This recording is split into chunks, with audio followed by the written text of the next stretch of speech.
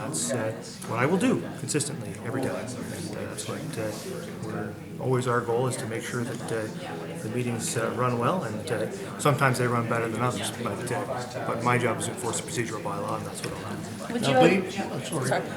Okay, would you ever consider going over those procedural bylaws? Because there was a lot of talk from the people who attended the meeting that maybe it's time for a change if someone really wants to speak and they can. We frequently review the procedural bylaw. Reviewed it just last year, made some changes. A couple of years ago, late in the last term or in the middle of the last term, we added the open forum. Some might forget that it didn't exist for a long time, so that was a great improvement, I think. But listen, no one, including members of council, have unfettered rights to speak to council. Nobody. Everybody has to speak through the chair. Everybody has to follow the procedural bylaw. That applies to everyone in this room. And I'm the chairman of the committee, and it's my job to enforce those procedures. The council frequently reviews its procedural bylaws. I'm quite content, frankly, with the way they work. But council frequently reviews them, and I'm sure will again in the future. But you did not get...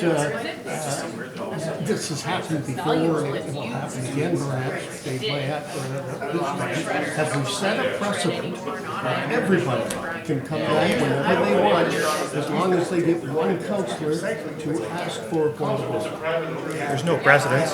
The only precedent is the procedural bylaw, which says that you can't speak to the same question, or the same topic, I should say, again within a 6-month period. That's the rule. I'll enforce the rule. Enforce it every time. Council will decide what it wants to do each time, and every decision I suspect will be different based on whatever council is feeling at that time. But my decisions won't be. My decisions will be in line with the procedural bylaw, which I'm charged with enforcing. You're not worried about this kind of form being used?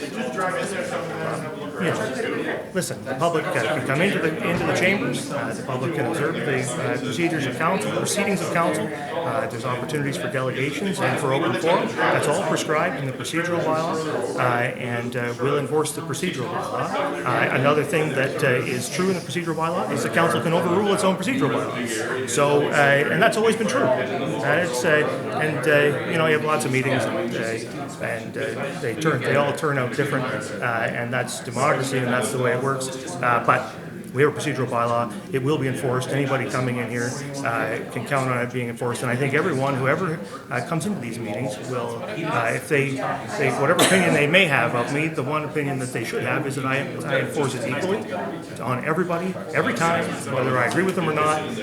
Everyone will be treated fairly under and according to the rules every time they come into these chambers.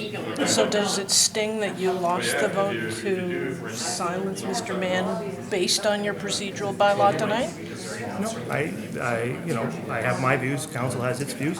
I enforced the bylaw. Council decided to hear Mr. Mann. I wouldn't have. I don't regret that. but council wanted to do that, and so be it.